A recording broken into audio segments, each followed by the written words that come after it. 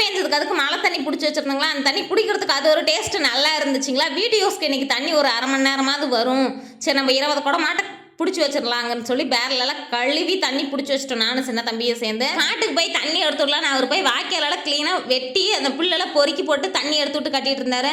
பசங்களுக்கெல்லாம் எப்போ தான் ஸ்கூல் வைப்பாங்கன்னு தெரில, வெயிலே சுற்றிட்டு இருக்காங்க, சொன்னாலும் கேட்க மாட்டேங்கிறாங்க. இவங்க வயசுலலாம் நாங்கள் ஒரு 10 பிள்ளைங்களாட்ட சேர்ந்து தினைக்கு வேலைக்கு போவோம், காலையிலேருந்து சாயந்தரம் வரைக்கும். வெயிலுனாலும் அது எங்களுக்கு அப்போ தெரிவிக்கல அந்த வயசில்.